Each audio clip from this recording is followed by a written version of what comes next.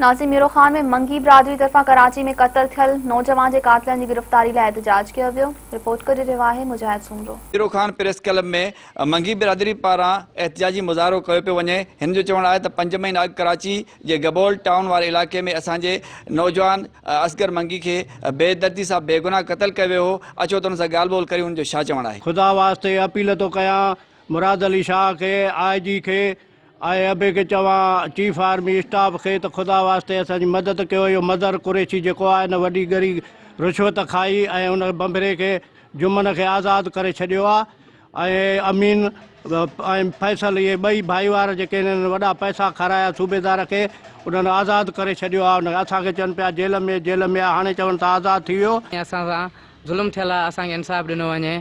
गबलटोन थाने जो सूबेदार मदर कुरैशी असां सां ज़ुल्म कयो आहे। कराची जी का बि पुलिस असांजी हेल्प नथी करे, असांजी गहरी रिश्वत खाई करे उन्हनि खे आज़ाद करे छॾियो आहे। मुंहिंजे भाउ जी उते इंसाफ़ न मिलियो।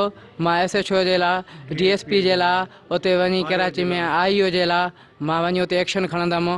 मूंसां इंसाफ़ न थियो आहे, कोर्ट में वञी केस कंदुमि। मां हाल ताईं असांखे जेको आहे इंसाफ़ न आहे मिली सघियो ऐं असांजो कोर्ट ताईं केस न पहुतो आहे। असां चऊं था असां सां मदद कई वञे, न त जेको आहे इन्हनि जे ख़िलाफ़ु मदर कुरैशी जे ऐं जेको आहे कंपनी वारनि जे असां वञी कोर्ट में, हाई कोर्ट में उते वञी केस कंदासीं इन्हनि जे मथां। असांजी इहा अपील आहे साईं मुराद अली शाह खां त असां सां इंसाफ़ कयो वञे।